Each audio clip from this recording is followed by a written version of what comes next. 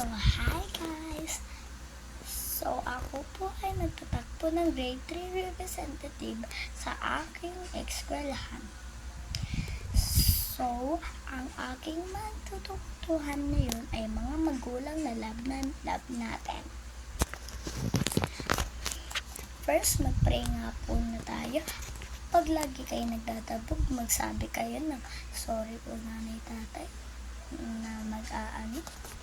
Kasi kawawa naman yung nanay tatay mo. Okay, let's start.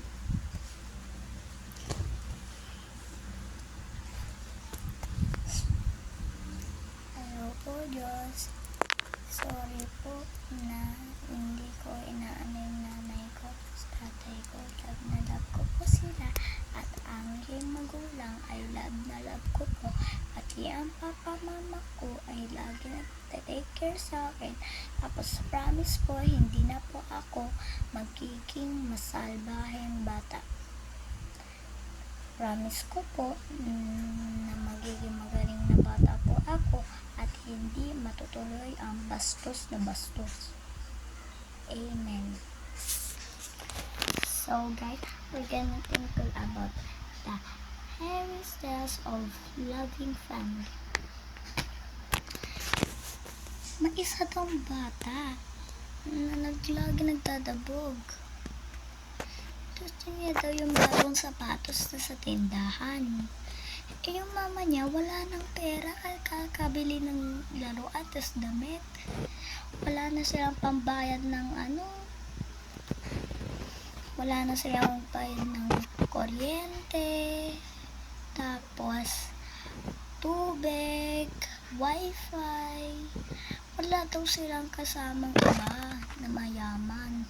Yung may isang mayaman na bata, yung lagi nagdadabog na bata, sabi niya, "Huy bata, pero wala kaming pangbayad ng kuryente, tubig, internet."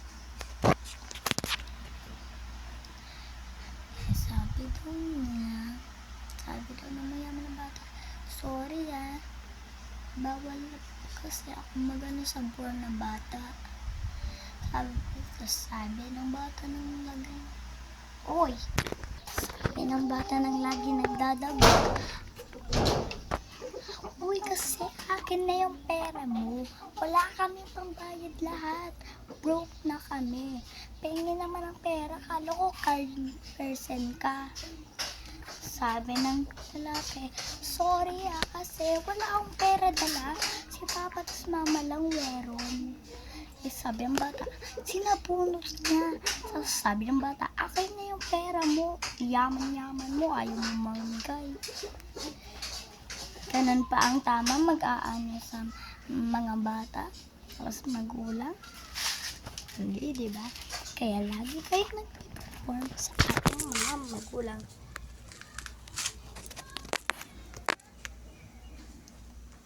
Pumunta yung nagdadabog na bata sa bahay nila. Eh sabi ng bata, "Mama, bili mo ako ng sapatos. Sira na yung sapatos ko." Eh sabi ng magulang, "Wala na tayong pera anak, kahit love na love kita. Okay lang kasi love na love naman kita eh." Sabi ng nagdadabog na bata, "Eh ayoko na sa'yo ma." Umalis yung bata sa bahay. Kasi hindi siya bumalik. Kaya lagi niya naman yung magulang niya. Kasi yan nagbibili lahat sa iyo.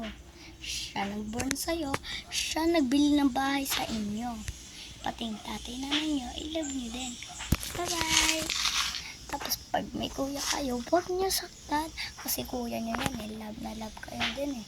Inaasar lang kayo, pero huwag niyo asahan. Pero huwag niyo pagalitan. Kasi love na love lang kayo, kaya kayo inaasar. So bye na, bye!